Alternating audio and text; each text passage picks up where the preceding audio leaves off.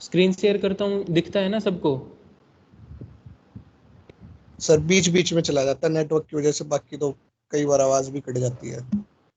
अच्छा, मैसेज कर दिया करो अगर आवाज़ कटे तो। एक्चुअली स्क्रीन शेयर करता हूँ ना तो मुझे खुद नहीं दिखता कि किसके मैसेज आ रहे हैं किसके नहीं आ रहे, स्क्रीन पे वही रहता है। नहीं, चलो मैं नेट स्टार्ट कर। डाटा भी तो स्क्रीन शेयर तो आवाज वैसे ही चली जाती है, सारी अगर क्लासेस में यही है।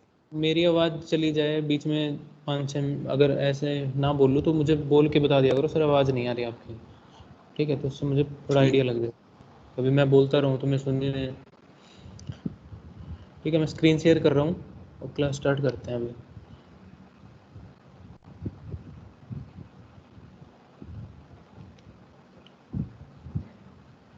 दिख रही है पीडीएफ?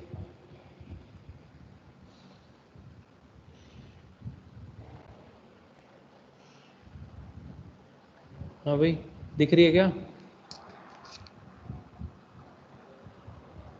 नहीं सर, अभी तो नहीं आई। अभी नहीं आई? ये प्रॉब्लम तो है इसमें कि बिना इसके समझाया भी नहीं जाएगा। अच्छा, तुमने डाउनलोड कर ली पीडीएफ टेलीग्राम से, ये वाली आज वाली? आ गई सर, आ गई। कर आगे ले सर।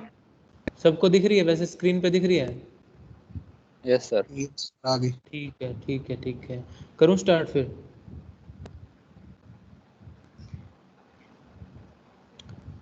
ठीक है, मैं स्टार्ट कर रहा हूँ। फार्माकोकाइनेटिक्स आज हम पढ़ेंगे। फार्माकोकाइनेटिक्स में 4 पार्ट पढ़ने हैं हमें, एब्जॉर्प्शन, डिस्ट्रीब्यूशन, मेटाबॉलिज्म और एक्सक्रीशन उसका। ठीक है, तो सेकंड पेज पे देखो, इसमें लिखा है फार्माकोकाइनेटिक के बारे में। As mention earlier, pharmacokinetic refers to what the body does to the drug, the movement of drug into, अंदर कैसे जाएगी, within and out of the body, अंदर क्या कैसे जाएगी, अंदर रहेगी कैसे और बाहर कैसे निकलेगी, वो सब फार्माकोकाइनेटिक का पार्ट है। After the administration of drug what the body does to the drug can be shown as, ये एक फ्लो चार्ट है भाई कैसे करती है, वो पहले भी मैंने बना दिया था कि drug in doses form. In doses form का मतलब कोई भी डोजेस फॉर्म में हम उसको देंगे, लिक्विड फॉर्म में या गैसेस फॉर्म में या टैबलेट फॉर्म में, डोजेस फॉर्म में ड्रग को देंगे, वो ड्रग ब्लड में जाएगी। ब्लड में जाना ही उसका एब्जॉर्प्शन होता है। ब्लड में जाने के बाद उसका डिस्ट्रीब्यूशन और मेटाबॉलिज्म होता है। ठीक है, मेटाबॉलिज्म को बायोट्रांसफॉर्मेशन बोलते हैं। टिश्यू स्टोरेज, डिस्ट्रीब्यूशन होगा अलग अलग टिश्यूज में, सेल में जाएगी वो। ठीक है, वहाँ पे वो जिसको एक्शन करना होगा ड्रग को, वो वहाँ पे एक्शन करेगी और फिर उसको एक्सक्रीट करना होता है, बाहर निकालना होता है उस ड्रग को। ठीक है, ड्रग अगर अंदर रहेगी तो टॉक्सिसिटी कॉज कर देगी। फिर इसमें देखो लिखा है, so it is very clear from the above figure that when the drug is administered it is absorbed, enter the blood, distributed to whole body along with the site of action. ठीक है, distribute होगी, metabolise होगी, excrete होगी। All of these process involve the passage of drug molecule across biological membrane या cell membrane. जो भी हम drug molecule लेंगे, चाहे कोई भी ड्रग मॉलिक्यूल ले हम, चाहे आयुर्वेदिक की मेडिसिन करें, चाहे कोई भी हम ड्रग मॉलिक्यूल ले, उसको ये सारी प्रोसेस करने के लिए, एब्जॉर्प्शन, मेटाबॉलिज्म, एक्सक्रीशन, ये सारी जितनी भी प्रोसेस हैं, इनको करने के लिए उसको जो बायोलॉजिकल मेम्ब्रेन है हर ऑर्गन की, उसको क्रॉस करना पड़ेगा। ठीक है, जो सेल मेम्ब्रेन होंगी उसको बायोलॉजिकल मेम्ब्रेन बोल रहे हैं। Of various barriers like intestinal epithelium, intestine में होंगी वो biological membrane. Renal filtering membrane, renal तुमने पढ़ा होगा, नेफ्रॉन्स का स्ट्रक्चर सोचो, नेफ्रॉन का स्ट्रक्चर होता है, ग्लोमेरुलर फिल्ट्रेशन होता है। ठीक है, कैप्सूल होता है ना, उसमें ट्यूबुल होती हैं, डिसेंडिंग लूप होते हैं, उनमें सब में ये बायोलॉजिकल मेम्ब्रेन के थ्रू हमारा मॉलिक्यूल एंटर करेगा। वो प्रोसेस हम पढ़ेंगे कैसे एंटर करेगा आज।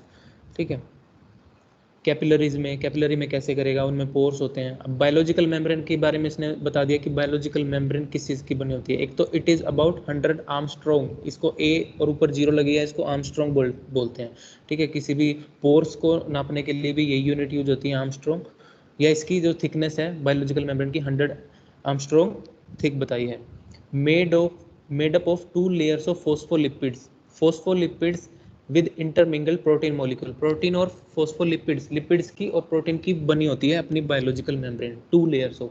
तभी क्योंकि ये लिपिड की और प्रोटीन मॉलिक्यूल की बनी होती है, तभी हम आगे बार बार पूरी फार्मा में यही पढ़ेंगे कि लिपिड सोल्यूबल ड्रग होंगे जो लिपिड लविंग होंगे, क्योंकि मेम्ब्रेन हमारी लिपिड है तो वो वैसे ही ड्रग को एंट्री इजीली करवाएगी। तो लिपिड सोल्यूबल ड्रग होंगे वो इजीली एंट्री कर जाएंगे। और लिपिड इनसोल्यूबल ड्रग कौन से होते हैं? जो वाटर सोल्यूबल होंगे, मतलब लिपिड के अपोजिट वाटर सोल्यूबल होंगे, उनको पोर्स की जरूरत पड़ेगी, उनको कैरियर्स की जरूरत पड़ेगी कई जगह। लेकिन कई ऐसी जैसे वो आ जाते हैं, एक्सेप्शन आ जाते हैं, उनको लिपिड सोल्यूबल ड्रग्स को भी कैरियर्स की, ट्रांसपोर्टर की जरूरत पड़ जाती है। ठीक है, तो ये इतने 2 पॉइंट हो जाएंगे इसके बायोलॉजिकल मेम्ब्रेन के।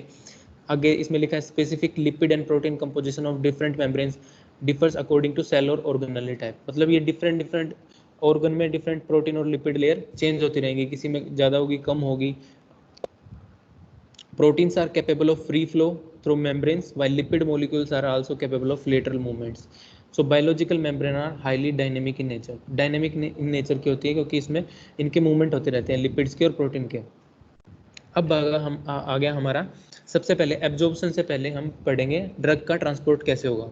Drug transports across the membrane bye passive transport. Passive transport में क्या होता है? सिंपल डिफ्यूजन, फिल्ट्रेशन होगा। सेकंड है कैरियर मेडिएटेड ट्रांसपोर्ट, इसमें एक्टिव ट्रांसपोर्ट और फैसिलिटेटेड डिफ्यूजन टर्म होगी। और फिर होगा एंडोसाइटोसिस और एक्सोसाइटोसिस। अब इनको हम उस पहले पेज पे आ जाओ, पहले पेज से समझते हैं।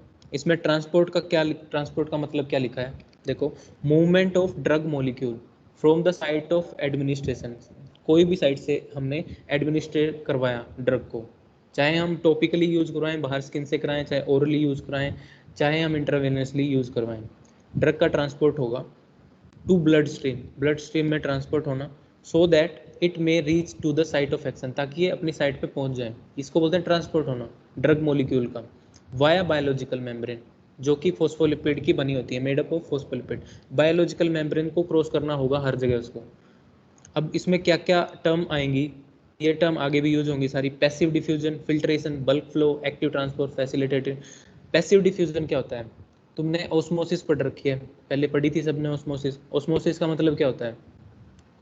कोई भी ड्रग है हाई कंसंट्रेशन से लो कंसंट्रेशन में, हाई कंसंट्रेशन से कोई भी अगर सोल्यूट है वो हाई कंसंट्रेशन से लो किस तरफ जाएगा, ये हमने पढ़ रखा है ऑस्मोसिस। सिंपल डिफ्यूजन का भी मतलब ये होता है कि कोई भी हाई कंसंट्रेशन से सोल्यूट लो कंसंट्रेशन की तरफ जाना। हमारे ब्लड में जैसे हम कोई ड्रग लेते हैं, सोचो इसमें कि हम कोई ड्रग ले रहे हैं बॉडी में, तो उसकी ड्रग की कंसंट्रेशन ब्लड में तो नहीं है ना, वो ब्लड में कम है उस ड्रग की कंसंट्रेशन। हमारी जैसे इंटेस्टाइनल उसमें म्यूकोजा में होगी, बायोलॉजिकल मेम्ब्रेन से पहले एक्स्ट्रा सेलुलर जो उसको फ्लूइड बोलेंगे, वहाँ उसकी ज़्यादा होगी। तो जहाँ उसकी ज़्यादा होगी वहाँ से वो कहाँ जाएगी? वहाँ से वो जाएगी, एक मिनट, वहाँ से वो जाएगी ब्लड में, क्योंकि हाई कंसंट्रेशन उसका ब्लड में नहीं है। ठीक है, तो वहाँ पे वो पैसिव डिफ्यूजन होगा, ऐसे इसका डिफ्यूजन होता है। अच्छा, पैसिव डिफ्यूजन में डजंट रिक्वायर एनर्जी लिखा है, depend on concentration. High concentration पे डिपेंड इसलिए है कि हाई कंसंट्रेशन से लो कंसंट्रेशन की ओर जाएगी, वहाँ पे एनर्जी की ज़रूरत नहीं पड़ेगी। ठीक है, जैसे इसमें एक एग्जांपल देते हैं कि मोटर से पानी ऊपर अगर टंकी है, ऊपर से अगर नीचे कोई टंकी में पानी लेके आना है, तो सिंपल टैप से कोई एनर्जी की ज़रूरत नहीं पड़ेगी, कोई मोटर की ज़रूरत नहीं पड़ेगी, सिर्फ टैप खोल दो, नीचे वाली टंकी में आ जाएगा, कनेक्शन कर रखा है तो। लेकिन आगे तुम पढ़ोगे एक्टिव ट्रांसपोर्ट और फैसिलिटेटेड ट्रांसपोर्ट, इनमें एनर्जी की ज़रूरत पड़ेगी। जैसे हमें नीचे से ऊपर पहुंचाना है पानी, तो मोटर की ज़रूरत पड़ती है, एनर्जी लगाने की ज़रूरत पड़ती है। तो वो इसके बिल्कुल अपोजिट हो जाएगा, एक्टिव ट्रांसपोर्ट और फैसिलिटेटेड ट्रांसपोर्ट। तो इसमें डजंट रिक्वायर्ड एनर्जी की कोई रिक्वायर्ड नहीं होती। विद द फ्लो, जैसे स्विमिंग करते हैं तो अगर जिस साइड में वाटर जा रहा है, बह रहा है पानी, उस साइड अगर मूव करके अगर उसमें तैरेंगे तो उसमें इतनी एनर्जी नहीं लगेगी। ठीक है, विद द फ्लो हम जाएंगे, वो पैसिव डिफ्यूजन है। पैसिव का मतलब ही होता है, एक्टिव और पैसिव समझ गए ना। पैसिव स्मोकिंग भी समझते हो, जो स्मोकर बैठे होते हैं उसके पैसिव स्मोकर बोलते हैं, जो साथ में बैठता है स्मोकिंग करने वाले से, तो वो एक्टिव स्मोकर हो गया, दूसरा पैसिव स्मोकर हो गया, क्योंकि उसको एनर्जी नहीं यूज नहीं करनी पड़ रही, वो खुद उसका स्मोक ले रहा है। ठीक है, और विद द फ्लो, अगर अगेंस्ट द फ्लो जाएंगे तो एनर्जी जरूर ज़्यादा लगेगी। अब उसके पानी के फ्लो के अपोजिट अगर हम तैरना चाहेंगे तो एनर्जी ज़्यादा लगेगी। ठीक है, समझ में आ गई बात। फिल्ट्रेशन का क्या मतलब है? फिल्ट्रेशन का सिंपल सा मतलब होता है छानना, कोई भी चीज़ को छानना, फिल्टर करना। ठीक है, फिल्ट्रेशन अब ये ट्रांसपोर्ट का बता रहा है कैसे ड्रग मॉलिक्यूल अलग अलग तरीके से एंट्री करते हैं। कई तरीके होते हैं ड्रग मॉलिक्यूल के, सिंपल एक नहीं होता कि भी ट्रांसपोर्ट कर दिया। फिल्ट्रेशन कैसे होगा? For molecules of low molecular weight, जिनका मॉलिक्यूलर वेट 100 से कम होगा, थ्रो 7 आर्मस्ट्रॉन्ग पोर्स। अब पोर्स की भी साइज बता दिया 7 आर्मस्ट्रॉन्ग, उस आर्मस्ट्रॉन्ग पोर्स में से 100 से उसका कम होना चाहिए, वो मॉलिक्यूल फिल्ट्रेट होंगे। इसमें आगे लिखा है यूरिया हो गया एग्जाम्पल, जैसे यूरिया है वो फिल्ट्रेशन के थ्रू जाते हैं। अब अलग अलग, जैसे इसमें आगे देखो एक्टिव ट्रांसपोर्ट में एग्जाम्पल लिखा है लीवोडोपा, मिथाइल डोपा, अलग अलग केमिकल अलग अलग अपने ट्रांसपोर्ट सिस्टम हायर करते हैं। ठीक है, अब यूरिया है, इथाइलिन ग्लाइकोल है, ये फिल्ट्रेशन का यूज करते हैं through glomerular filtration. Glomerular filtration के थ्रू ये फिल्टर होते हैं। और सबसे ज़्यादा फिल्ट्रेशन कहाँ होता है? किडनी में। किडनी में ग्लोमेरुलर फिल्ट्रेशन में जो उनकी वो छलनी होती है ग्लोमेरुलर कैप्सूल में, तो वहाँ से फिल्ट्रेशन होता है। बल्क फ्लो का मतलब क्या है? Passage across the capillary wall 40। अब ये 40 आर्मस्ट्रॉन्ग की ज़्यादा बड़े पोर होंगे तो उसमें से ज़्यादा अमाउंट का सोल्यूट निकलेगा, तो उसको बल्क फ्लो बोलेंगे। पैसेज अक्रॉस कैपिलरी वॉल, जिन कैपिलरी की 40 आर्मस्ट्रॉन्ग अगर उनकी साइज है तो उसमें से ज़्यादा बल्क फ्लो होगा। एक्टिव ट्रांसपोर्ट क्या होता है? Require energy against concentration gradient. Concentration gradient term याद रखना कि भाई कंसंट्रेशन ग्रेडियंट का मतलब ही ये कह रहा है कि high concentration to low concentration, अगर उसके अगेंस्ट कुछ काम हो रहा है तो वो एक्टिव ट्रांसपोर्ट की जरूरत पड़ेगी, वहाँ पे उसको एनर्जी की जरूरत पड़ेगी, एटीपी एडीपी में बदलेगी। ठीक है, एक्टिव और फैसिलिटेटेड में थोड़ा सा डिफरेंस है। Active transport against concentration gradient है, अगेंस्ट मतलब लो कंसंट्रेशन से हाई कंसंट्रेशन में कोई चीज़ जा रही है। ठीक है, अब इसका एक एग्जांपल सोचो, ये लीवोडोपा और मिथाइल डोपा तो दे ही रखे हैं इसमें, क्योंकि हमारे शरीर में भी डोपामिन होता है, इसलिए ये ड्रग आगे जाके इसमें एक्टिव ट्रांसपोर्ट की जरूरत पड़ती है, एनर्जी की जरूरत पड़ती है। अगेंस्ट कंसंट्रेशन ग्रेडियंट जा रहा है, मान लो कोई आयरन की कोई प्रिपरेशन ले रहे हैं हम, ठीक है, फॉर एग्जांपल आयरन की कोई प्रिपरेशन ले रहे हैं, ब्लड में भी तो आयरन होता है, वहाँ ब्लड में भी कुछ आयरन कंटेंट होता है, तो वहाँ पे क्या होगा? अगर ब्लड में ज़्यादा हो, ठीक है, या तो हम कम है तो वो उस डिफ्यूज़न थ्रू चला जाएगा।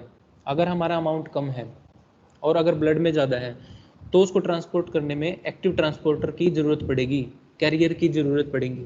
एक्टिव ट्रांसपोर्टर और फैसिलिटेटेड ट्रांसपोर्टर में कैरियर्स की ज़रूरत पड़ती है, जो उनको उठा के उनको लेके जाएं, सिंपली फॉर्म में नहीं जाते, ट्रांसपोर्ट नहीं होते। फैसिलिटेटेड ट्रांसपोर्ट का देखो आगे इसमें लिखा है नीड कैरियर हाई। अच्छा, दोनों में डिफरेंस क्या है? वो अगेंस्ट ग्रेडियंट है, फैसिलिटेटेड ट्रांसपोर्ट में हाई कंसंट्रेशन से लो कंसंट्रेशन में ही जाएगा, एनर्जी की रिक्वायरमेंट नहीं है, सिंपल पैसिव डिफ्यूजन ही होगा, बट कैरियर चाहिएगा। वहाँ पे पैसिव डिफ्यूजन में कैरियर नहीं चाहिए था, फैसिलिटेटेड ट्रांसफर में कैरियर चाहिएगा। जैसे uptake of glucose by cell, अगर सेल को ग्लूकोज लेना है, या विटामिन बी या विटामिन बी के जितने भी B2 B6 B12 लेने हैं, इंटेस्टाइन को एब्जॉर्ब करने हैं, तो उनको फैसिलिटेटेड ट्रांसपोर्ट की कैरियर की जरूरत पड़ेगी, वो पैसिव डिफ्यूजन से नहीं जाएंगे खाली। ठीक है, ये मॉलिक्यूल इनके बड़े हो जाते हैं, इसलिए इनको फैसिलिटेटेड ट्रांसपोर्ट की जरूरत पड़ती है। फिर आगे टर्म आएगी एंडोसाइटोसिस, इसको पिनोसाइटोसिस भी बोलते हैं और फैगोसाइटोसिस भी बोलते हैं।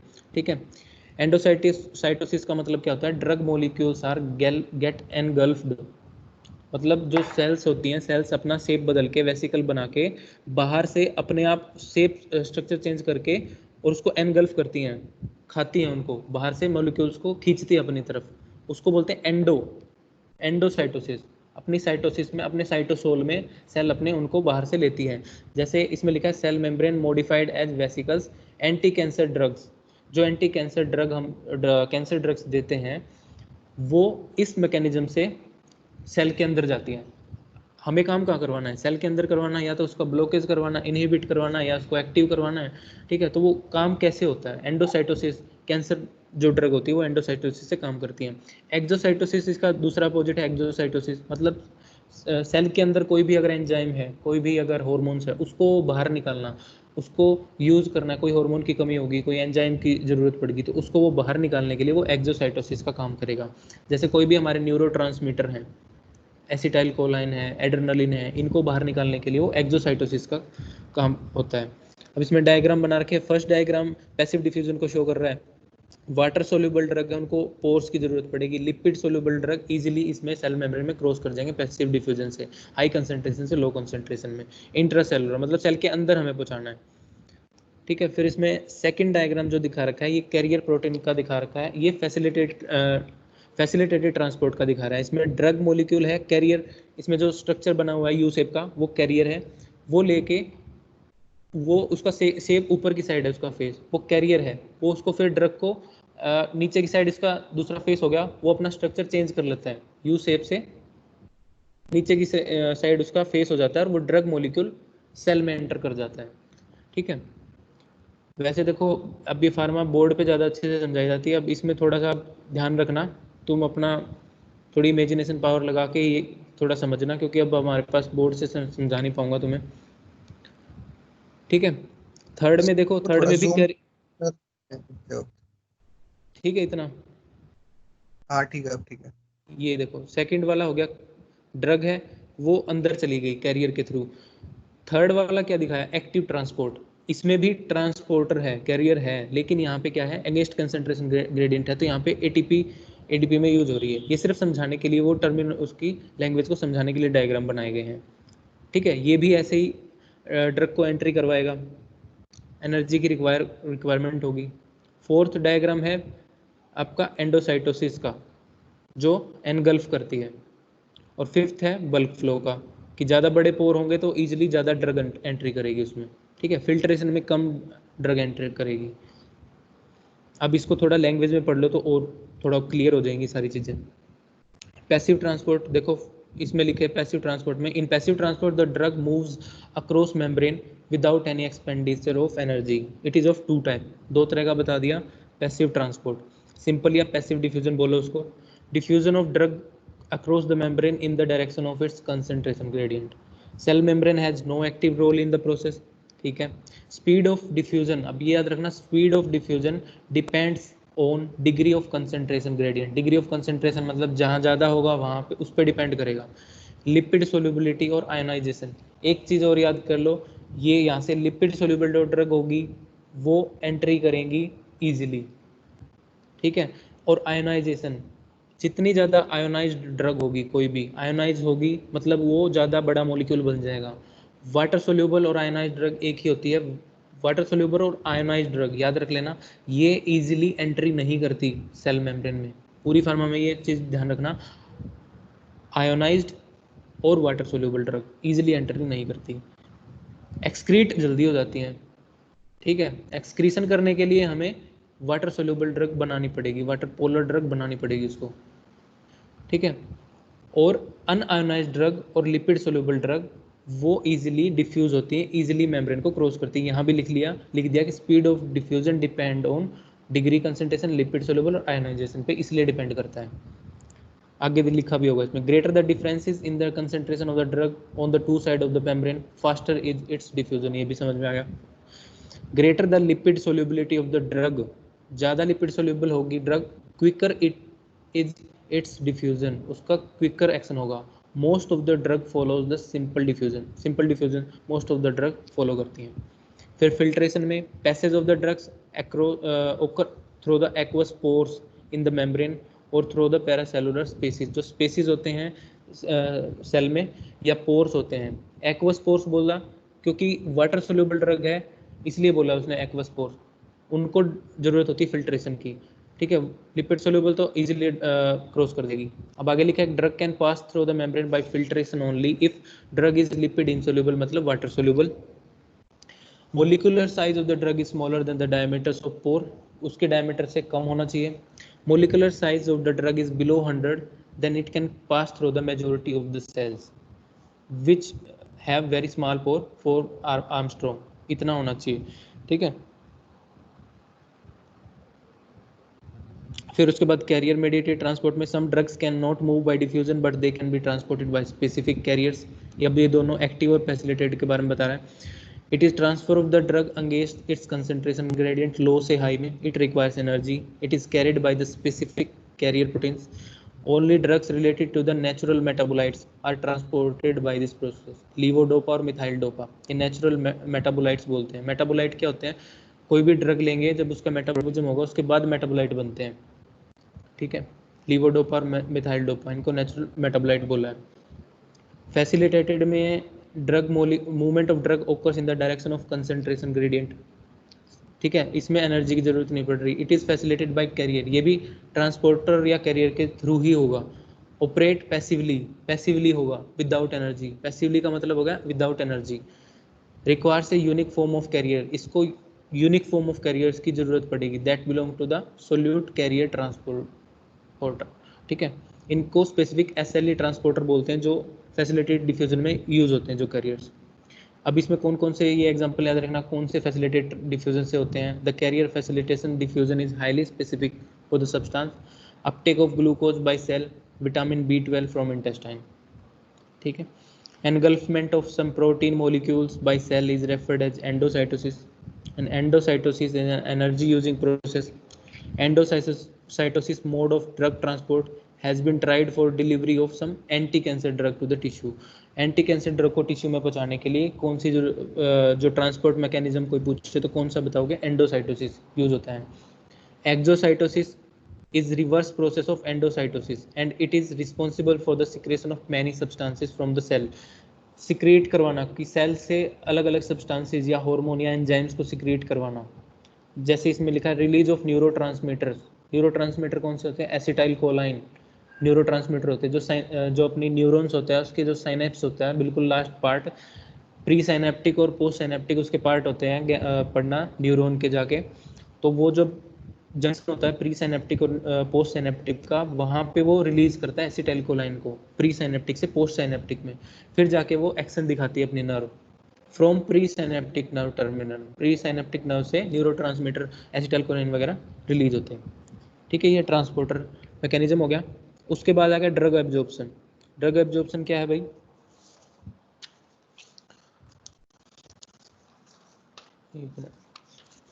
drug absorption is defined as the movement of the drug from a site of administration into the circulation. The drug dose and the rate of drug absorption both are important to produce required drug action, ठीक है। कोई drug की dose भी important है, अगर हमें action लेना है कोई किसी भी ड्रग से तो वो डिपेंड करेगी किस पे, वो एब्जॉर्ब हो रही है या नहीं हो रही ड्रग, उस पर डिपेंड करेगी। To reach its site of action drug must have to pass various membrane, अभी हमने पढ़ा वेरियस मेम्ब्रेन को उसको पास करना पड़ेगा एब्जॉर्ब होने के लिए। Depending on the route of administration, depending on the route of administration, ठीक है, ये ध्यान रखना कि ओरल रूट से ले रहे हैं, सबलिंगुअली ले रहे हैं, इंट्रावेनस ले रहे हैं या IM इंजेक्शन ले रहे हैं, except when given through intravenous route. Intravenous route में ड्रग एब्जॉर्ब सीधी ब्लड में देते हैं, वहाँ पे उसका ज़्यादा इनकी मेम्ब्रेन को क्रॉस करने की जरूरत नहीं होती, वो सीधा फिर डिस्ट्रीब्यूट होती है वहाँ से, ठीक है। वो इसलिए आगे एक टर्म पढ़ोगे बायो अवेलेबिलिटी, बायो अवेलेबिलिटी यहीं से समझ में आएगी क्या चीज़ होती है, और इंपॉर्टेंट है क्वेश्चन, उसके ऊपर जरूर क्वेश्चन आता है बायो अवेलेबिलिटी और प्लाज्मा प्रोटीन बाइंडिंग के ऊपर। उसके बाद देखो डायग्राम में देखो पहले, फिर आगे पढ़ना उसको। डायग्राम में लिखा है जैसे टैबलेट ली या कोई भी पेरेंटल रूट से हमने ड्रग एंट्री करवा दी, ठीक है, वो अपने रूट से जाके सर्कुलेशन में एब्जॉर्ब हो गई। एब्जॉर्ब होने के बाद देखो आगे इसमें सर्कुलेशन में आने के बाद, ब्लड में आने के बाद फ्री फॉर्म में होगी या बाइंड फॉर्म में होगी ड्रग। अब इसको समझ लो क्या होता है, इसी से प्लाज्मा प्रोटीन बाइंडिंग समझोगे। इसके नीचे लिखा है छोटा सा प्लाज्मा प्रोटीन बाइंडिंग। कोई भी ड्रग मॉलिक्यूल हम लेते हैं, वो जब ब्लड में जाती है तो वहाँ के जो प्रोटीन्स होते हैं, एल्ब्यूमिन प्रोटीन या अलग अलग प्रोटीन्स होते हैं, इसमें आगे लिखा होगा, तो प्रोटीन से ड्रग आपकी बाइंड हो जाती है। प्रोटीन से बाइंड होने के बाद कुछ ड्रग तो फ्री फ्लो करेगी, जो एक्शन शो करेगी, कुछ ड्रग आपके प्रोटीन से बाइंड हो जाती है, और जो बाइंड हो जाती है वो एज ए रिजर्वायर काम करती है। भाई वो जब वो फ्री फ्लो वाली कम हो जाती है ड्रग, तब वो बाइंड होने वाली, जो बाइंड होकर रिजर्वायर हमारी ड्रग थी, वो रिलीज होती है धीरे धीरे ब्लड में, वो एक्शन दिखाती रहती है। तो प्लाज्मा प्रोटीन बाइंडिंग, जिन ड्रग्स की प्लाज्मा प्रोटीन बाइंडिंग ज़्यादा होती है वो क्या करेगी, ज़्यादा देर तक एक्शन कर सकती है बॉडी में, ठीक है। इसके बाद इंपॉर्टेंट क्या है इसमें एब्जॉर्प्शन में, फैक्टर इन्फ्लुएंसिंग एब्जॉर्प्शन। एब्जॉर्प्शन में लिखोगे, डेफिनेशन लिखोगे, एब्जॉर्प्शन आ गया तो ड्रग एब्जॉर्प्शन के बारे में बताओ, तो डेफिनेशन लिखोगे, ट्रांसपोर्ट मैकेनिज्म पूरा लिख दोगे। फिर उसके बाद सिंपली क्वेश्चन ऐसे आ जाए फैक्टर अफेक्टिंग एब्जॉर्प्शन, तो ये बातें लिखोगे कि कौन कौन से फैक्टर हैं जो एब्जॉर्प्शन, ड्रग के एब्जॉर्ब होने में उसमें हेल्प करते हैं या उसको इन्फ्लुएंस करते हैं। फार्मास्यूटिकल फार्मास्यूटिकल में कौन कौन से होंगे भी, फॉर्मुलेशन कैसी बनाई है, कैसी फॉर्मुलेशन बनाई, सॉलिड फॉर्म में बनाई है, लिक्विड फॉर्म में बनाई है, सिरप फॉर्म में बनाई है, गैसेस फॉर्म में बनाई है, ठीक है, क्यों पार्टिकल साइज क्या है उसका। अब इसमें एक छोटा सा एक ये डायग्राम बना रखा है कोने में, इसमें जो ड्रग है इसमें लिखा है बाइंडर और एडिटिव। कोई भी ड्रग है, कोई भी फार्मास्यूटिकल प्रिपरेशन बनती है, चाहे आयुर्वेदिक हो चाहे मॉडर्न हो, उसको उसके पार्टिकल को जोड़ने के लिए उसमें बाइंडर डाले जाते हैं, एडिटिव डाले जाते हैं। बाइंडर और एडिटिव क्या होते हैं, उसके मॉलिक्यूल को जोड़ के रखते हैं टाइटली ताकि वो खराब ना हो, ठीक है। बाइंडर और एडिटिव जोड़ के रखते हैं। जितना ज़्यादा बाइंडर होगा, जितना ज़्यादा एडिटिव ज़्यादा यूज कर देंगे, उसके दिक्कत क्या होगी, जब वो स्टमक में जाएगी, गैस्ट्रिक एसिड में जाएगी, उसका डिसइंटीग्रेशन मतलब मैक्रोमोलिक्यूल टूटने में कठिनाई होगी, उसको दिक्कत होगी ना। ज़्यादा अगर बाइंडर होंगे, ज़्यादा एडिटिव होगी तो टूटेगी, इजीली नहीं टूटेगी। इसलिए या तो मतलब इसकी फार्मास्यूटिकल फॉर्मुलेशन जैसे हम बनाते हैं उस पर डिपेंड करता है। लिक्विड जो होगी ड्रग वो जल्दी ज़्यादा डिजोल्व हो जाएगी, इसलिए सॉलिड फॉर्म वाले में पहले उसने टाइम यहाँ पे ज़्यादा ले लिया तो एब्जॉर्प्शन में टाइम ज़्यादा लग गया। तो डिपेंड करता है इसकी फॉर्मुलेशन पे, उसके डिसइंटीग्रेशन टाइम पे, उसके डिसोल्यूशन टाइम पे, उसके पार्टिकल साइज पे, ठीक है। छोटा पार्टिकल साइज होगा तो ड्रग ज़्यादा एब्जॉर्ब करेगी, ठीक है। ये तो फार्मास्यूटिकल फैक्टर्स हो गए। ड्रग के फैक्टर क्या होंगे, खुद के ड्रग के फैक्टर्स क्या हो सकते हैं, सिंपल हमने पढ़ा था अभी, लिपिड सोल्यूबल ड्रग होगी, जो लिपिड लविंग होगी वो जल्दी एब्जॉर्ब होंगी। आयोनाइजेशन वाली में क्या पढ़ा था, जो अनआयोनाइज्ड ड्रग होगी वो जल्दी एब्जॉर्ब होंगी। आयोनाइज्ड ड्रग एक ज़्यादा मैक्रोमोलिक्यूल बन जाती हैं, एक्ट एज मैक्रोमोलिक्यूल, बड़ा मोलिक्यूल की तरह एक्ट करने लग जाती हैं जब वो आयोनाइज्ड हो जाती है ड्रग, ठीक है। तो उसमें एब्जॉर्प्शन में डिले हो जाएगा। दूसरा पीएच पे कैसे डिपेंड करती है, ये भी इंपॉर्टेंट है। एसिडिक ड्रग याद रख लेना, ये भी याद करने वाली बात है। एसिडिक ड्रग्स जितनी भी होती हैं हमारी, वो एसिडिक मीडियम में, गैस्ट्रिक मीडियम में ज़्यादा एब्जॉर्ब होंगी। स्टमक में जितनी भी एसिडिक ड्रग होगी वो आपके स्टमक से एब्जॉर्ब होंगी। मोस्टली ड्रग्स एब्जॉर्ब कहाँ से होती हैं, इंटेस्टाइन से। ड्रग एब्जॉर्ब स्टमक से भी होती हैं, लार्ज इंटेस्टाइन से भी कुछ ड्रग एब्जॉर्ब होती हैं, लेकिन सबसे ज़्यादा ड्रग कहाँ से एब्जॉर्ब होती है, स्मॉल इंटेस्टाइन से। क्यों, क्योंकि उसका सरफेस एरिया बहुत ज़्यादा होता है। स्मॉल इंटेस्टाइन की लेंथ बड़ी होती है, उसका सरफेस एरिया ज़्यादा होता है, तो जहाँ पे ज़्यादा सरफेस एरिया होगा ड्रग वहाँ से ज़्यादा एब्जॉर्ब होने की कोशिश करेंगे, वहाँ पे जाने की कोशिश करेंगे। लेकिन इसमें पीएच पे कैसे डिपेंड करती है कि एसिडिक ड्रग जो होंगी वो हमारे एसिडिक मीडियम में होंगी। बेसिक ड्रग्स, बेसिक मीडियम कहाँ पे होता है, इंटेस्टाइन में जाओगे तो बेसिक मीडियम स्टार्ट हो जाता है। एसिडिक मीडियम कहाँ होता है, स्टमक तक, तो स्टमक में आपकी एसिडिक ड्रग एब्जॉर्ब होंगी। फिर उसके बाद बायोलॉजिकल फैक्टर्स, बायोलॉजिकल फैक्टर में कौन कौन से आगे, सरफेस एरिया, स्मॉल इंटेस्टाइन में एब्जॉर्प्शन ज़्यादा होगा, सरफेस एरिया ज़्यादा होता है वहाँ पे विलाइज ज़्यादा होती हैं सर स्मॉल इंटेस्टाइन में। दूसरा इसमें लिखा है गैस्ट्रिक एम्प्टिंग टाइम, अगर कम होगा तो एब्जॉर्प्शन ज़्यादा होगा। इसमें एक नीचे लिखा है ब्रैकेट में सफिशिएंट टाइम नॉट फास्ट। अब गैस्ट्रिक एम्प्टिंग टाइम मतलब कोई ड्रग ली, गैस्ट्रिक स्टमक में कितनी देर रुकी, अगर वो टाइम कम है उसका, ठीक है, इंटेस्टाइन में जाने तक, जब वो ड्रग इंटेस्टाइन में जाएगी, क्योंकि इंटेस्टाइन में हमें एब्जॉर्प्शन ज़्यादा करवाना है, तो जितनी जल्दी वो वहाँ पे इंटेस्टाइन में चली जाएगी एब्जॉर्प्शन ज़्यादा होगा उस ड्रग का। लेकिन इसमें एक स्पेसिफिक स्टार करके लगा दिया, सफिशिएंट टाइम नॉट फास्ट। बहुत ज़्यादा अगर फास्ट होगी, गैस्ट्रिक टाइम भी कम ले रही है, फिर इंटेस्टाइनल भी कम ले रही है, तो वो फिर डायरियल मूवमेंट हो जाएगा, वो डायरेक्ट निकल जाएगी बाहर, एक्सक्रीट भी हो जाती हैं कई ड्रग्स, ठीक है। ऐसे भी देखा है कई ड्रग्स जल्दी निकल जाती हैं। तो इतना कम टाइम भी नहीं होना चाहिए, इतना टाइम हो कि वो गैस्ट्रिक एम्प्टिंग टाइम भी इतना हो कि वहाँ पे थोड़ा टाइम रुके, ठीक है। लेकिन ज़्यादा टाइम लेगी तो स्टमक में ज़्यादा ड्रग एब्जॉर्ब नहीं होंगी।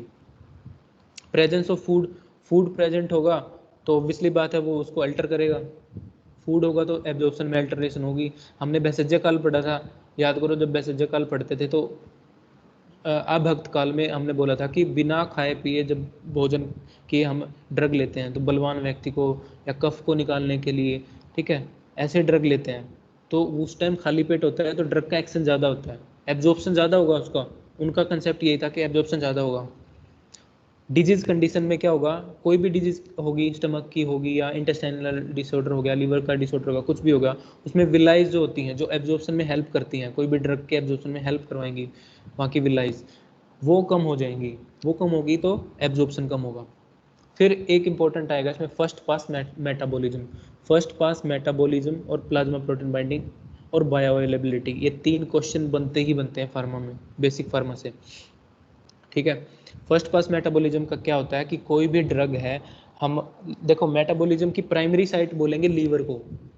मेटाबॉलिज्म स्किन से भी होता है, लंग्स से भी होता है, किडनी में भी होता है। मेटाबोलाइज्ड ड्रग का हर जगह से होता है, लेकिन प्राइमरी साइट बोलते हैं लीवर को। लीवर में सबसे ज़्यादा होता है मेटाबॉलिज्म। तो कोई भी ड्रग टैबलेट फॉर्म में लेंगे, ओरली हम लेंगे, तो उसको लीवर में जाना पड़ेगा। ठीक है, ब्लड में जाके फिर डिस्ट्रीब्यूट होके वो लीवर में जाएगी, तो वो मेटाबॉलिज्म वहाँ पे होगा उस ड्रग का। अगर कोई भी ड्रग मेटाबॉलिज्म होगा तो वो और टूटेगी, उसके मेटाबोलाइट बनेंगे, क्योंकि लीवर क्या करता है, उसके मेटाबोलाइट करके उसको पोलर करने की कोशिश करता है। कोई हम लिपिड सोल्यूबल ड्रग लेंगे, उसको वाटर लविंग करने की कोशिश करता है और जल्दी से जल्दी निकालने की कोशिश करेगा। ठीक है, तो लीवर में ना जाके हम अगर बाईपास अगर ड्रग को ब्लड में पहुंचा दें, साइट ऑफ एक्शन पे पहुंचा दें, तो उसको बोलते हैं फर्स्ट पास मेटाबॉलिज्म। लीवर को बाईपास कर दिया, या अब इसको बाईपास मेटाबॉलिज्म भी बोलते हैं। ठीक है, इसके बारे में भी आगे पढ़ लेना। अब देखो surface area of absorbing surface, ये फैक्टर्स हैं। Due to presence of villi small intestine it has much larger surface area in comparison to stomach, so most of the drugs are absorbed from intestine. GIT motility का लिखा है इसमें, increase gastric motility, hasten का मतलब fast कर देगी, fast the passage of the drug to the intestine, so it results in the faster absorption. Whereas intestinal motility increase, अगर intestinal की मोटिलिटी इंक्रीज हो गई तो डायरिया कंडीशन हो जाएगी और ड्रग एब्जॉर्प्शन घट जाएगा और बाहर निकल जाएगी, एक्सक्रीट हो जाएगी स्टूल के through. Concentration solution containing drug is absorbed faster in comparison to dilute solution। जो कंसनट्रेटेड ड्रग होगी वो ज़्यादा एब्जॉर्ब होगी, डाइल्यूट होगी, ज़्यादा पानी मिला होगा उसमें तो वो कम होगी, उसका डिफ्यूजन कम होगा। डिसइंटीग्रेशन और डिसोल्यूशन टाइम पे भी डिपेंड करती है। Orally taken drug has to break up before their absorption, after disintegration it has to dissolve in digestive fluid and then it absorb. In case of drug administration intramuscularly और subcutaneously the drug has to dissolve in the tissue fluid. अब intramuscular और subcutaneous भी तो drug देते हैं हम, ivy थोड़ी देते हैं, तो उनमें भी क्या है, वो टिश्यू फ्लूइड में जाके डिजोल्व होने में टाइम लगेगा उनको, इसलिए उनकी बायो अवेलेबिलिटी भी कम होती है, उनका एब्जॉर्प्शन टाइम भी कम होता है।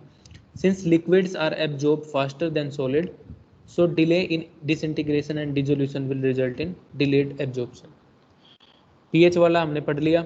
Ionisation and pH very important role in the drug absorption. Degree of ionization depend on the pH of the medium. Thus acidic drug जो है remain unionized in acidic medium. हमने पढ़ा था अनआयोनाइज्ड ड्रग होगी वो एब्जॉर्ब जल्दी होगी, तो एसिडिक जो ड्रग होंगी वो एसिडिक मीडियम में अनआयोनाइज्ड रहेंगी, आयोनाइज नहीं होंगी, इसलिए वो स्टमक में एब्जॉर्ब हो जाएंगी रैपिडली। बेसिक ड्रग्स कहाँ पे, एसिडिक मीडियम में तो आयोनाइज हो जाएंगी वो बेसिक ड्रग्स, और उनको अगर बेसिक मीडियम मिल गया तो वो अनायोनाइज हो जाएंगी, तो उनको बेसिक मीडियम इंटेस्टाइन में जाके मिलता है, तो वो बेसिक ड्रग वहाँ पे ज़्यादा एब्जॉर्ब होती हैं। तो absorption of ionized drug is poor, so unionized lipid soluble drugs are rapidly absorb from the stomach and intestine. बार बार वही बातें रिपीट हो रही हैं, इजिली याद हो जाएंगी ये सारी चीज़ें। ठीक है, आगे भी वही लिखा है, acidic drugs are absorb from stomach, basic drugs from intestine. Absorption from large intestine is negligible मानते हैं उसको, मेनली स्मॉल इंटेस्टाइन पे ध्यान देते हैं। तो absorption of different type of drugs from gut depends on the ionization as well as the pH of the medium described earlier. उसके बाद लिखा है drug absorption from parental route. A drug reach the circulation if given IV, circulation में पहुंच जाती है ivy देते हैं तो। An intramuscularly injected drug dissolve in the tissue fluid and then its molecule diffuses through capillary membrane and reaches the circulation। अब वो diffusion वाला प्रोसेस होगा इसमें, इंट्रामस्कुलर देंगे तो मसल सेल में जाएगा, डिफ्यूजन होगा, कैपिलरी में पहुंचेगा, फिर जाके वो सर्कुलेशन में पहुंचती है ड्रग आपकी। तो इंट्रामस्कुलर में भी टाइम लग रहा है। Subcutaneous administrated drug absorb slower, वो भी as it is less vascular. वहाँ पे सबक्यूटेनियस में तो और वेस्कुलर का मतलब क्या होता है, जहाँ पे ब्लड वेसल्स कम ज़्यादा होती हैं, तो जहाँ पे ब्लड वेसल्स कम होंगी सबक्यूटेनियस टिश्यूज में, फैट टिश्यू में अगर डालेंगे तो वहाँ पे कम वेसल्स हैं, तो वहाँ पे भी ड्रग एब्जॉर्प्शन में टाइम लगेगा। Inhale drugs are absorb quickly from pulmonary epithelium specially if it is lipid soluble. फिर वही बोल दिया, लिपिड सोल्यूबल होगी तो इनहेल ड्रग भी एब्जॉर्ब जल्दी हो जाएगी पल्मोनरी एपिथेलियम से। फिर उसके बाद बायो अवेलेबिलिटी, ये इंपॉर्टेंट है, क्या होता है? It is the fraction of administration dose of a drug that reaches the systemic circulation in unchange form. Bioavailability first pass metabolism पे डिपेंड करती है। अगर हमने कोई भी आईवी ड्रग दी उसकी 100% रहेगी, क्योंकि वो लीवर में गई नहीं मेटाबोलाइज होने के लिए, उसकी जो भी उसके अंदर कंसेंट्रेशन थी वो ब्लड में 100% रही। तो bio availability of drug of IV drug is 100%, जो अनचेंज फॉर्म में। अनचेंज फॉर्म इसलिए बोला क्योंकि लीवर आपके एक मॉलिक्यूल को बायो ट्रांसफर कर देता है, उसकी शेप को चेंज कर देता है वहाँ पे, तो ये अनचेंज फॉर्म में रही, जैसे हमने दी वैसी रही। और bioavailability of drug given subcutaneously, IM, sublingually या ओरली इज मोर देन 70%। इनकी सबक्यूटेनियसली, आईएम और सबलिंगुअली इनकी मोर देन 70% रहती है। आईवी की सबसे ज़्यादा रहती है, ओरली की सबसे कम रहती है। ओरली की बायो अवेलेबिलिटी कम रहती है। अब बायो अवेलेबिलिटी से समझ लो, बायो का मतलब लिविंग ऑर्गेनिज्म, अवेलेबिलिटी का मतलब है to make available for action, कितनी एक्शन के लिए अवेलेबल है ब्लड में। तो डेफिनेशन है इसकी, the rate and extent of drug absorb from its dosage form and reach to the serum of the blood. Blood में कितनी पहुंची, कितने अमाउंट में पहुंची वो एब्जॉर्ब होके, कितनी रही वहाँ पे, ठीक है। बाकी लीवर में चली जाएगी। उसके बाद देखो रेट पे डिपेंड करती है, टाइम डिपेंडेंट है, कितने टाइम के, एक्सटेंट अमाउंट पे डिपेंड करती है, डोजेस फॉर्म पे डिपेंड करेगी, सॉलिड लिक्विड गैस पे डिपेंड करेगी। यहाँ भी लिख दिया bio availability of oral drug never be 100%, IV drug की 100%। बाई पास मेटाबॉलिज्म, अभी बताया था bio availability by pass metabolism या फर्स्ट पास मेटाबॉलिज्म पे डिपेंड करती है। अभी एक कर्व बना रखा है, इसको AUC एरिया अंडर कर्व बोलते हैं बायो अवेलेबिलिटी को समझाने के लिए। इसमें एक्स एक्सिस पे टाइम शो कर रखा है, वाई एक्सिस पे ड्रग की कंसेंट्रेशन इन प्लाज्मा शो कर रखी है। बीच में एक पहले एक लाइन हॉरिजॉन्टल लाइन है, इसमें लिखा है मिनिमम इफेक्टिव कंसेंट्रेशन MEC, ऊपर लिखा है मैक्सिमम सेफ कंसेंट्रेशन, और बीच में थेरेप्यूटिक इंडेक्स विंडो। तो कोई भी ड्रग है उसका थेरेप्यूटिक इंडेक्स निकालने के लिए ये कर्व यूज करते हैं भाई। देखो MEC मिनिमम इफेक्टिव कंसेंट्रेशन, कोई भी ड्रग इस 0 पॉइंट से अगर हम लेंगे, अगर वो MEC इस लाइन को, हॉरिजॉन्टल लाइन को क्रॉस ना करके, मिनिमम इफेक्ट जो शो करना होता है किसी भी ड्रग को, वो शो ना करके सीधा एक्सक्रीट हो जाए, तो उसका थेरेप्यूटिक इंडेक्स तो 0 हो जाएगा। फिर जैसे इसमें पहले में नो एक्शन दिख रखा है ए में, नीचे के डायग्राम में ए में लिखा है, बी में क्या है, वो इस मिनिमम इफेक्टिव कंसेंट्रेशन को क्रॉस कर देगी, मतलब कुछ तो इफेक्ट शो करेगी ड्रग, क्योंकि मिनिमम इफेक्टिव कंसेंट्रेशन को क्रॉस कर दिया, और वो पैराबोला पाथ बन के और फिर निकलेगी। जैसे इसमें शो एक्शन दिखाएगी, बी में दिखा रखा है कि इसमें तो कोई एक्शन नहीं दिखाया ए में, बी में वो थोड़ा सा एक्शन शो करेगी, क्योंकि उसने मिनिमम जो इफेक्टिव कंसेंट्रेशन है वो शो करेगी, और थेरेप्यूटिक इंडेक्स इसका कुछ ना कुछ होगा। टाइम हो गया 2 घंटे में, भाई कितने concentration, drug concentration in plasma 2 घंटे में कितना इफेक्ट शो कर रही है, वो इसका थेरेप्यूटिक इंडेक्स निकालेंगे। थर्ड में सी में क्या दिखाया है, जो मैक्सिमम सेफ कंसेंट्रेशन है। यहाँ तक तो अगर ड्रग आपकी एक्शन कर रही है, कोई साइड इफेक्ट नहीं दे रही, अगर इससे क्रॉस कर जाएगी मैक्सिमम सेफ कंसेंट्रेशन से, अगर ड्रग का साइड इफेक्ट आने लग जाए या एडवर्स इफेक्ट आने लग जाए, मतलब वो मैक्सिमम सेफ कंसेंट्रेशन को क्रॉस कर गई, ठीक है। तो ये भी बायो अवेलेबिलिटी का ही मतलब है। MEC मतलब बायो अवेलेबिलिटी के लिए, कोई भी ड्रग को अपना एक्शन शो करने के लिए मिनिमम इफेक्टिव कंसेंट्रेशन तो शो करना ही पड़ेगा, उसको क्रॉस करना पड़ेगा, ठीक है। एब्जॉर्प्शन यहाँ पे कंप्लीट हुआ। अब आ गया अपना ड्रग डिस्ट्रीब्यूशन। ड्रग डिस्ट्रीब्यूशन क्या है, ड्रग हमने एडमिनिस्टर करवाई, डिसइंटीग्रेशन हुआ, डिजोल्यूशन हुआ, उसका ब्लड में एब्जॉर्प्शन हो गया। ब्लड में कोई भी ड्रग की कंसेंट्रेशन बढ़ गई, ठीक है, हमने ड्रग ली थी, अब हमने ड्रग को ब्लड में पहुंचा दिया, ब्लड में हमारी ड्रग पहुंच गई। डिस्ट्रीब्यूशन का क्या मतलब होता है, कोई भी चीज़ हमारे पास ज़्यादा होती है तब हम उसको डिस्ट्रीब्यूट करते हैं। फूड है, अगर हमारे पास ज़्यादा है तो हम उसको डिस्ट्रीब्यूट करेंगे, थोड़ा होगा तो हम डिस्ट्रीब्यूट ही नहीं कर पाएंगे। तो ब्लड में अगर उसकी कंसेंट्रेशन ज़्यादा है, ज़्यादा हमारे पास ड्रग है, तो हम उसको डिस्ट्रीब्यूट कर पाएंगे। तो यहाँ से अब वो डिस्ट्रीब्यूशन होना स्टार्ट हो जाता है ब्रेन में, हार्ट में, लंग्स में, किडनी में, अलग अलग ऑर्गन्स में या मसल में, जहाँ भी हमें ज़रूरत उसकी ड्रग की एक्शन करवाना है, उसमें डिस्ट्रीब्यूशन हो जाता है। एक्स्ट्रा सेलुलर फ्लूइड में पहुँचता है, ठीक है, इन ऑर्गन्स के एक्स्ट्रा सेलुलर फ्लूइड में पहुंचता है। फिर वहां पे कैसे एक्शन करेंगे, जब हम फार्माकोडायनामिक पढ़ेंगे, रिसेप्टर फार्माकोलॉजी, हर ऑर्गन के ऊपर अलग अलग स्पेसिफिक रिसेप्टर होते हैं, वो हर ड्रग के स्पेसिफिक ड्रग बनाई जाती है रिसेप्टर के अकॉर्डिंग, फिर वो उसको सिलेक्ट करते हैं, उसको लेते हैं, फिर वो ड्रग जाके एक्शन शो करती है अंदर जाके। अब इसको क्या क्या फैक्टर वो करते हैं, ब्लड फ्लो, क्रिएटर होता है ब्रेन, किडनी, लीवर, इनमें ब्लड फ्लो ज़्यादा होता है। कम कहाँ होता है, स्केलेटल मसल्स में, एडिपोज टिश्यू में ब्लड फ्लो कम होता है। तो ब्लड फ्लो पे भी डिपेंड करेगा, जहाँ ज़्यादा जाएगा ब्लड वहाँ पे एक्शन ज़्यादा होगा, ड्रग डिस्ट्रीब्यूशन ज़्यादा होगा। फिर कैपिलरी परमिएबिलिटी, कैपिलरी परमिएबिलिटी पे भी डिपेंड करता है आपका ड्रग का डिस्ट्रीब्यूशन होना। कैपिलरी का स्ट्रक्चर टाइटली अरेंज्ड हो, अगर आपकी कैपिलरीज जो हैं टाइटली अरेंज्ड हैं, ज़्यादा उनके अंदर पोर्स नहीं हैं, ठीक है। टाइटली स्लिट जंक्शन, इसमें जैसे लिखा है endothelial cells of liver and brain, liver और ब्रेन को कंपेयर करके बता रखा है कि लीवर के जो जंक्शन होते हैं कैपिलरीज के, वो लूज स्लिट जंक्शंस होते हैं, तो उनमें लीवर में इजीली डिस्ट्रीब्यूट होती है कोई भी drug, as comparison to brain के कंपेरिजन में बता रहा है, ब्रेन में टाइट स्लिट जंक्शन होते हैं, जिसको हम बार बार ये पढ़ते हैं ब्लड ब्रेन बैरियर को क्रॉस करती है ड्रग या नहीं करती। तो ज़्यादातर ड्रग्स नहीं क्रॉस कर पाती, उनके लिए स्पेसिफिक ड्रग बनाई जाती है कि ये ब्लड ब्रेन बैरियर को क्रॉस करें।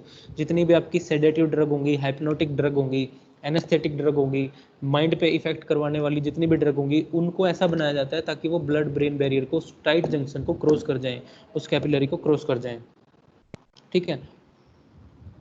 दूसरा chemical nature of the drug, फिर वही बात आ गई लिपिड सोल्यूबल और वाटर सोल्यूबल वाली। लिपिड सोल्यूबल इजीली आपकी डिस्ट्रीब्यूट होंगी, परमिएबल होंगी वो। फिर आ गया आपका plasma protein binding. Plasma protein binding बता दिया कि ड्रग जब हम देंगे डिस्ट्रीब्यूशन में, ब्लड में रहेगी, फ्री फॉर्म में रहेगी, और एक प्लाज्मा प्रोटीन से जुड़ जाएगी। जो प्लाज्मा प्रोटीन से जुड़ जाएगी उसका साइज बड़ा हो जाएगा और वो एक्ट एज रिजर्वायर की तरह एक्ट करेगी वो। जो भी हमारी एसिडिक ड्रग देंगे, हम एसिडिक ड्रग देंगे, वो एल्ब्यूमिन से बाइंड होंगी, जाके ब्लड में एल्ब्यूमिन प्रोटीन से जाके बाइंड होंगी। जो प्लाज्मा के अंदर प्रोटीन होता है उसको प्लाज्मा प्रोटीन बोलते हैं, उसका अलग अलग प्रोटीन्स होते हैं। एल्ब्यूमिन से प्रोटीन से बाइंड होती है एसिडिक ड्रग, और अल्फा एसिड ग्लाइकोप्रोटीन से बाइंड होती है बेसिक ड्रग, ये भी याद रखना है। अब कुछ ये बताएं, highly protein plasma protein binding drugs कौन कौन सी होती हैं। Warfarin, tolbutamide, phenytoin, diazepam. अब मुझे खुद तुम लोग बताओ, अगर तुम्हें समझ में आई है बात, कि प्लाज्मा प्रोटीन बाइंडिंग का क्लिनिकल सिग्निफिकेंस क्या होगा, क्या फायदा होगा अगर प्लाज्मा प्रोटीन बाइंडिंग किसी ड्रग की ज़्यादा है तो।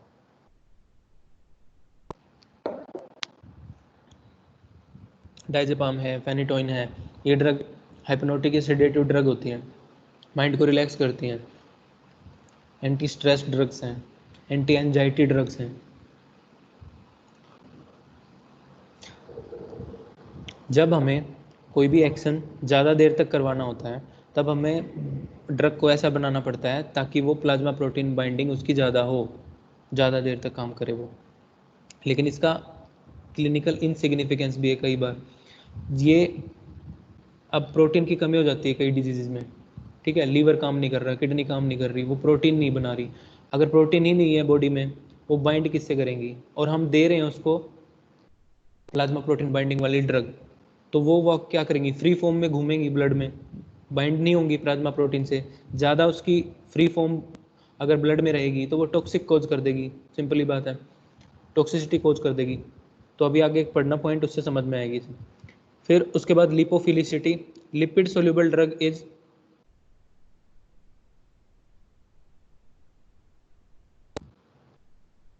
Lipid soluble drugs and unionised drugs can cross the membrane easily. जो परमिएबल में हमने पढ़ लिया। लिपोफिलिसिटी मतलब लिपिड से क्या इसकी खास मतलब लगाव है कि लिपिड्स को ही क्रॉस करने देती है।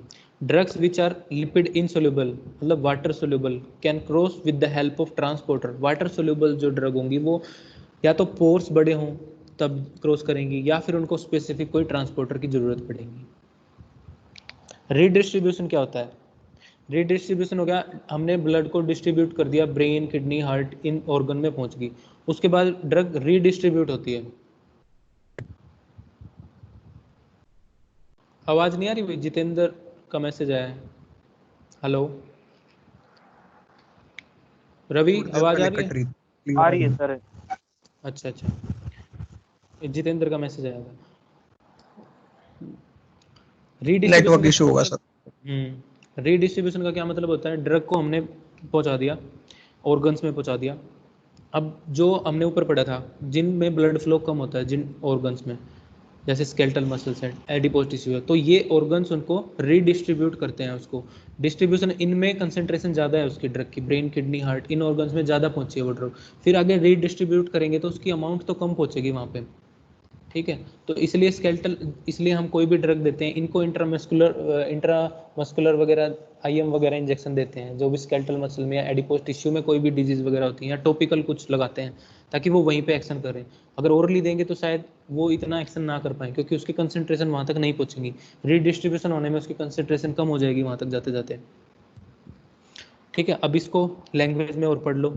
After reaching the systemic circulation, the drug gets distributed to the other tissues like absorption. Absorption की तरह ही this process also involve diffusion, filtration, specialized transport. मतलब जब ब्रेन, हार्ट, किडनी, इन ऑर्गन में भी जाएगी तब भी ये सारे प्रोसेस होंगे, क्योंकि उनके पास भी सेल मेम्ब्रेन है, बायोलॉजिकल मेम्ब्रेन है। तब भी डिफ्यूजन, फिल्ट्रेशन, स्पेशलाइज्ड ट्रांसपोर्ट, इनको जरूरत पड़ेगी उन सब की। फैक्टर अब हम पढ़ लिए, फैक्टर जो डिटरमाइन करेंगे डिस्ट्रीब्यूशन को, लिपिड सोल्यूबल ड्रग है, ionization, extent of drug binding to plasma and tissue protein, ये हमने 3 पॉइंट पढ़ लिए प्लाज्मा प्रोटीन के। Difference in regional blood flow वाला पॉइंट भी पढ़ लिया। Presence of tissue specific transporter पर भी डिपेंड करती है स्पेसिफिक पे।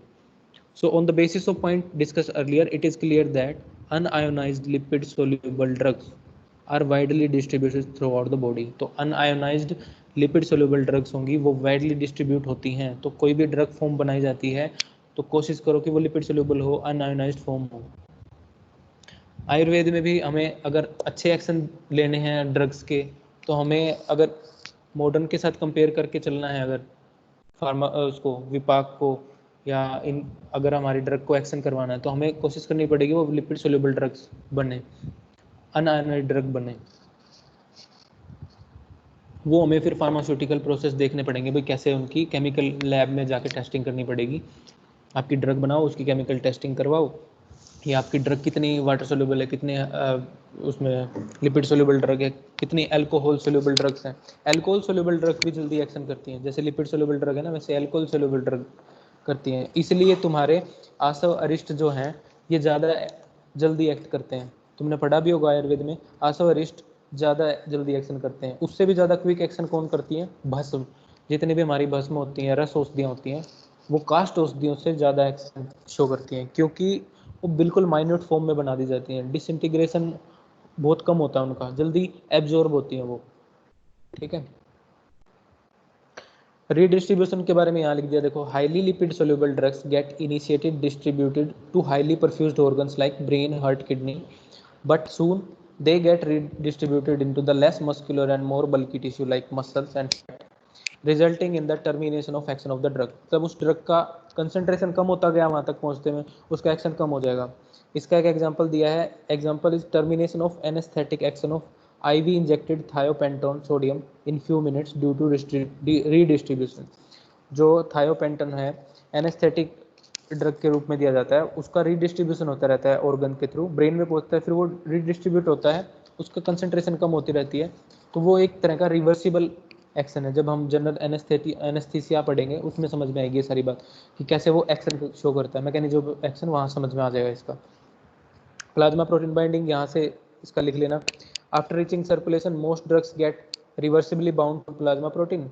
Acidic drug bind to albumin, basic drug to alpha 1 acidic glycoprotein।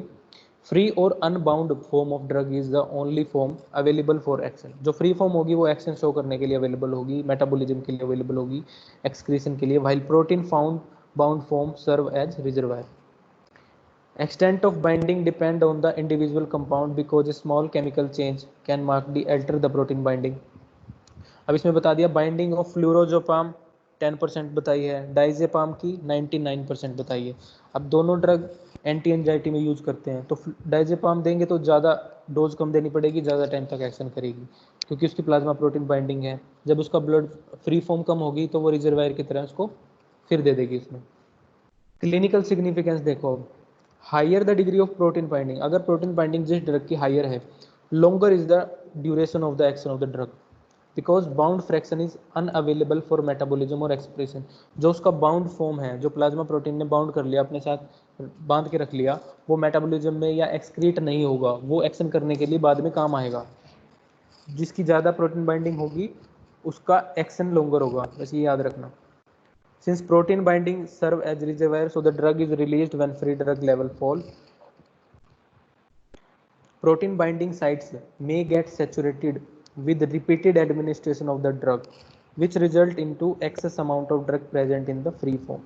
कि बहुत ज़्यादा अगर हमें ये नहीं पता भाई ये ड्रग है, इसका ड्यूरेशन जैसे 8 घंटे के लिए देते हैं कोई भी ड्रग, या 12 घंटे की एक्शन होती है, उसकी डिपेंड करता है उसकी प्लाज्मा प्रोटीन बाइंडिंग पे। हमें पता ही नहीं है इसका ड्रग का एक्शन 8 घंटे काम कर रही है, 12 घंटे काम कर रही है, हम उसको फिर भी 2-3 घंटे में फिर दे दी, फिर 4 घंटे बाद फिर दे दिया, 2 घंटे के बाद, हमें पता नहीं है उस ड्रग का, हम रिपीटेड उसका ज़्यादा अमाउंट देते रहते हैं, तो क्या होगा, वो ज़्यादा ड्रग फ्री फॉर्म में घूमेगी। प्लाज्मा प्रोटीन तो जितनी उसकी कैपेसिटी हो उतनी बाइंड करेगा, ज़्यादा फ्री फॉर्म में रहेगी वो ड्रग ब्लड में, तो वो अल्टीमेटली टॉक्सिक कॉज करेगी। इसलिए बोलते हैं जितनी डोज, जितना टाइम बताया उसी टाइम पे देनी चाहिए। जैसे इसमें आगे लिखा 4th पॉइंट में, इससे और अच्छे से क्लियर समझ में आएगा। क्रोनिक लीवर डिजीज और क्रोनिक रीनल फेलियर में क्या हो जाता है, हाइपो एल्ब्यूमिनिया हो जाता है, मतलब एल्ब्यूमिन प्रोटीन उनमें कम हो जाता है, हाइपो एल्ब्यूमिनिया उसको टर्म बोलते हैं। Which results into the reduction of protein binding. Protein, जब कोई रीनल का पेशेंट है, हम बोलते हैं ना कि भी कोई अगर कोई क्रोनिक पेशेंट है किसी भी रीनल डिसऑर्डर का, किडनी का या लीवर का, तो उसको ड्रग सोच समझ के देनी चाहिए। भाई इसकी पहले ही लीवर काम नहीं कर रहा, इसका किडनी काम नहीं कर रहे, तुम इसको ड्रग दे दो। तो इसका क्या कारण होता है कि उसका भाई जो प्रोटीन बाइंडिंग ड्रग है अगर हम उसको दे देंगे तो वो बाइंड ही नहीं होगी, क्योंकि उसमें प्रोटीन ही नहीं है।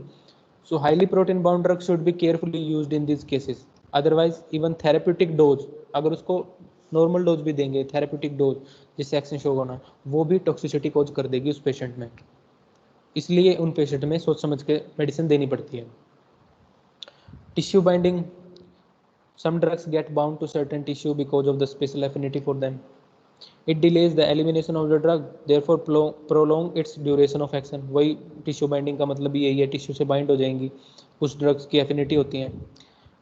Lipid soluble drug are bound to adipose tissue. अब लिपिड सोल्यूबल है, ऑयल लविंग सब्सटेंस है, वो एडिपोज टिश्यू से बाइंड हो जाती हैं। जहाँ पे उसको ऑयल दिखेगा, ऑयल वाले टिश्यूज होंगे, वो वहाँ से उसकी एफिनिटी अफेक्शन होगा उसका, वहाँ पे वो बाइंड हो जाएगा, उसकी भी वो एक्ट एज रिजर्वायर ही काम करेंगी मेन। लेकिन इसमें प्लाज्मा प्रोटीन बाइंडिंग है, टिश्यू बाइंडिंग इंपॉर्टेंट नहीं है। उसके बाद देख लो मेटाबॉलिज्म, थर्ड है मेटाबॉलिज्म। मेटाबॉलिज्म थोड़ा बड़ा पार्ट है, अभी थोड़ा ही कवर कर रहे हैं। मेटाबॉलिज्म का क्या मतलब होता है, बायो ट्रांसफॉर्मेशन, कोई एक फॉर्म से दूसरी फॉर्म में चेंज करना ड्रग को। Conversion of one form of drug into another form of drug in a living organism. ठीक है, दो काम होते हैं मेटाबॉलिज्म के, एक तो ड्रग का एक्शन शो करवाना, दूसरा प्राइमरी काम होता है एक्सक्रीशन करवाना। ड्रग आई, ड्रग को एक्सक्रीट करवाने के लिए उसको मोर पोलर बनाना। कोई भी ड्रग यूरिन से पास करवानी है उसको वाटर सोल्यूबल बनाना। ठीक है, अगर वाटर सोल्यूबल ड्रग नहीं बनी, वो वाटर पोलर नहीं बनी लीवर में, तो वो किडनी में जाके एक्सक्रीट नहीं होगी। ठीक है, या तो वो लिपिड सोल्यूबल होगी, कुछ ड्रग ऐसी जो लिपिड सोल्यूबल रहेंगी, नहीं होती कन्वर्ट, वो बाइल के साथ निकल जाती है स्टूल के थ्रू, बट मोस्टली ड्रग आपकी यूरिन के थ्रू निकलती हैं।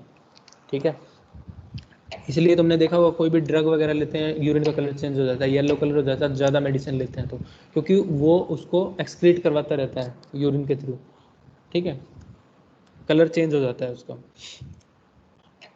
इसमें लिखा सेकंड पॉइंट फॉर एक्टिविटी और फॉर एक्सक्रीशन। तो मेटाबॉलिज्म खाली ये मत सोचना कि सिर्फ एक्सक्रीशन के लिए। जो मेटाबोलाइट आपका बनेगा, जो आपकी ड्रग मेटाबॉलिज्म के लिए लीवर में गई है, उसका जो एक्शन होगा उसमें, जो उसकी ड्रग फॉर्म है उसको चेंज करेगा, वो उससे जो मेटाबोलाइट बनेगा वो एक्शन भी शो करेगा। ठीक है, ड्रग है, लिपिड सोल्यूबल है, इसका एक्सक्रीशन वाला लिख रखा है यहाँ पे। बायो ट्रांसफॉर्मेशन, LS मतलब लिपिड सोल्यूबल, लिपिड सोल्यूबल से वाटर सोल्यूबल मतलब पोलर सब्सटेंस बनाना और किडनी से एलिमिनेट करवाना है। साइट है, प्राइमरी साइट मेटाबॉलिज्म की लीवर याद रखनी है, किडनी से भी होता है, लंग्स से भी होता है, स्किन से भी होता है, गट म्यूकोसा से भी होता है, जो अपने GI ट्रैक के म्यूकोसा है वहाँ भी मेटाबॉलिज्म कुछ हद तक होता है, लेकिन लीवर एक प्राइमरी साइट है। अब मैकेनिज्म, मेटाबॉलिज्म में रिजल्ट क्या क्या काम कर सकता है मेटाबॉलिज्म। इनएक्टिवेशन ऑफ ड्रग, कोई भी ड्रग आएगी उनको इनएक्टिवेट कर सकता है। पहले बताया था मेटाबॉलिज्म, लीवर क्या सोचता है, बाहर से कोई ड्रग आ रही है उसको इनएक्टिवेट करना, उसका मेटाबोलाइट ऐसा बना देगा कि वो एक्शन शो करेगी, उसके बाद उसको इनएक्टिव करेगा, उसको पोलर बना के बाहर निकाल देगा। उसके लिए एक फॉरेन बॉडी मानता है ड्रग को वो। Active metabolite from active drugs, कुछ ऐसे एक्टिव मेटाबोलाइट बनाता है, जैसे एक्टिव ड्रग हमने दी कोई भी, उससे एक्टिव मेटाबोलाइट ही बनाएगा ताकि वो एक्शन शो करे। लेकिन उसका एक्टिव मेटाबोलाइट जब एक्शन शो कर लेगा, फिर उसको निकालने का काम भी होता है, उसको फिर पोलर बनाना भी होता है। फिर उसके आगे फेज रिएक्शंस होती हैं, अलग अलग एंजाइम उस पर एक्ट करते हैं, फेज रिएक्शन होती है, फिर वो जाके पोलर या वाटर सोल्यूबल कंपाउंड बनता है। तो दो काम हो गए, इनएक्टिवेशन, ड्रग का इनएक्टिवेशन करना, active metabolite from active drug से, जैसे एल्यूप्यूरिनोल को एलोजेंथिन में कन्वर्ट करना, ये एलोजेंथिन इसका मेटाबोलाइट है। डिजिटोक्सिन को डिजोक्सिन, डिजोक्सिन इसका मेटाबोलाइट है। कोडिन, कोडिन का मेटाबोलाइट है मोर्फिन। अब एल्यूप्यूरिनोल भी एक्टिव ड्रग है, डिजिटोक्सिन भी एक्टिव है, कोडिन भी एक्टिव है। एक्टिव ड्रग से एक्टिव मेटाबोलाइट ही बनाना। एक आगे टर्म पढ़ोगे, इनएक्टिवेशन ऑफ इनएक्टिव ड्रग, मतलब एक्टिवेशन ऑफ इनएक्टिव ड्रग, मतलब वहां पे क्या होगा, जो ड्रग हम दे रहे हैं वो इनएक्टिव होगी, लेकिन वो मेटाबॉलिज्म होने के बाद जाके एक्टिव होगी, फिर वो अपना एक्शन शो करेगी। ये ड्रग क्या होती हैं, ये पहले से एक्टिव ड्रग हैं, एक्टिव मेटाबोलाइट हम दे रहे हैं उसको टैबलेट फॉर्म में, और ये फिर अंदर जाके जब इनका मेटाबोलाइज होके भी जो मेटाबोलाइट बनेगा वो भी एक्टिव फॉर्म है, वो भी एक्शन शो करेगा, तो इनकी पोटेंसी ज़्यादा होती है।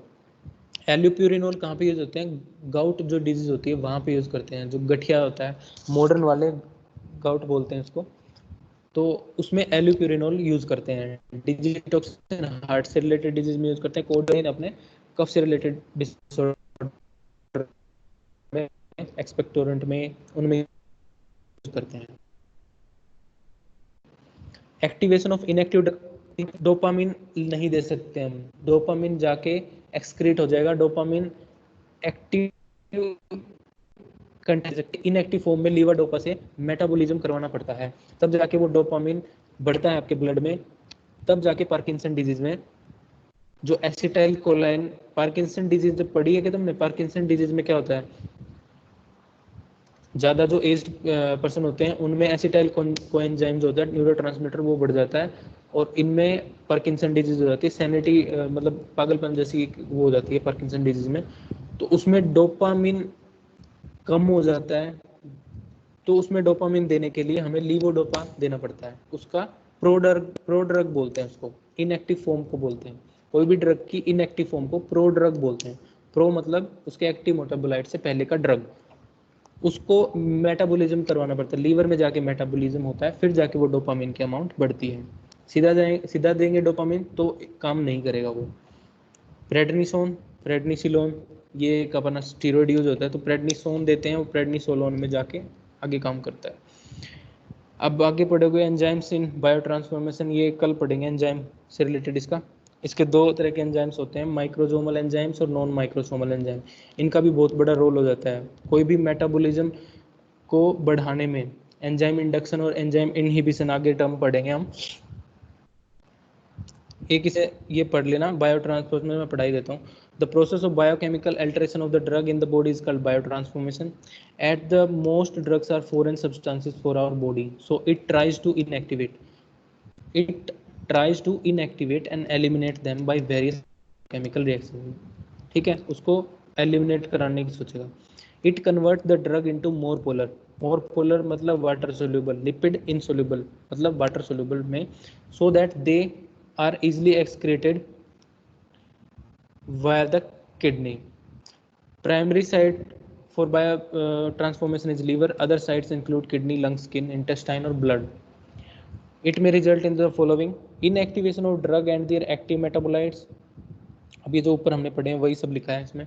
Example paracetamol, propranolol and its active metabolite 4 hydroxy propranolol are rendered inactive. जो उसका एक्टिव मेटाबोलाइट जो बनाएगा पैरासीटामोल और प्रोप्रानोल का, वो इनएक्टिव होगा या लेस एक्टिव होगा। फॉर्मेशन ऑफ एक्टिव और more active metabolite, digitoxin, codeine are active drugs as well as their metabolite like digoxin और morphine respectively are active drugs। तो इनकी पोटेंसी ज़्यादा बढ़ जाती है। Activation of inactive drug, levodopa, bacampicillin, prednisolone are inactive drugs product but their metabolite dopamine, ampicillin, prednisolone respectively are active. ठीक है। Bio transformation of drugs, occurs mainly due to enzymes। अब bio transformation होता कैसे, liver की जो sales होती हैं उसमें एंजाइम्स होता है, इसका नाम याद रख लेना इसका, साइटोक्रोम P450। ये माइक्रोसोमल एंजाइम होता है, इसके कारण मेनली मोस्टली ज़्यादा, वैसे तो 74 टाइप बताए हैं एंजाइम, 74 टाइप के एंजाइम्स होते हैं, अलग अलग नाम होते हैं उनके, सबसे ज़्यादा लेकिन साइटोक्रोम P450 से आपका बायो ट्रांसफॉर्मेशन होता है। बाकी अगर माइक्रोजोम से अलग भी एंजाइम्स होते हैं उनके द्वारा भी होता है बायो ट्रांसफॉर्मेशन, मेटाबॉलिज्म को बढ़ा देते हैं एंजाइम्स को। Biotransformation reaction are of two type, दो फेज होते हैं बायो ट्रांसफॉर्मेशन के, फेज वन को नॉन सिंथेटिक बोला, फेज टू को सिंथेटिक बोला। इसमें क्या होता है, phase one revert reaction convert the drug to more polar metabolite by oxidation reduction hydrolysis, ये सारी प्रोसेस से उसको मोर पोलर बनाएगा। अगर मोर पोलर बन गया और निकल गया मेटाबोलाइट बॉडी से तो ठीक है, अगर वो नहीं निकला उसको और मोर पोलर बनाने की जरूरत है, तब वो फेज टू में जाएगा।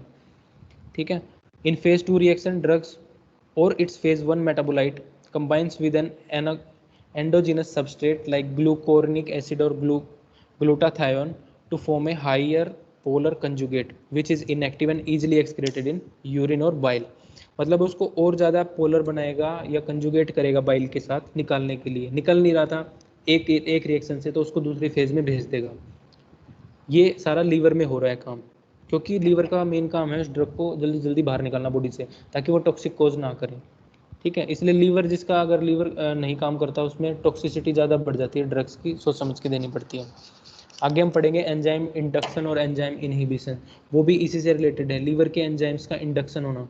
अगर एंजाइम्स ये साइटोक्रोम P50 या लीवर के माइक्रोसोमल एंजाइम बढ़ जाएंगे, बढ़ाते कौन कौन से हैं, जो स्मोकिंग फैक्टर्स होते हैं या पोल्यूटेंट्स होते हैं, कुछ ड्रग्स भी होती हैं भाई, दो ड्रग्स हम एक साथ लेते हैं तो कुछ ड्रग्स दूसरी ड्रग उसके एंजाइम्स को बढ़ा देंगी। मेटाबॉलिज्म जितना ज़्यादा बढ़ेगा आपका एक्सक्रीशन उतना ज़्यादा बढ़ जाएगा, तो जितना ज़्यादा मेटाबॉलिज्म वो बढ़ा देंगे, एंजाइम को बढ़ाएंगे, इंडक्शन करेंगे, तो आपका एक्सक्रीशन होगा और ड्रग आपकी काम नहीं करेगी, जल्दी निकल जाएगी बॉडी से।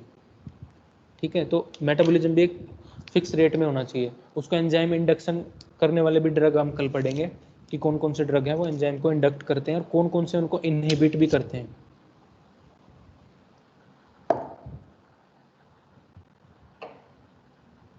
ठीक है भाई।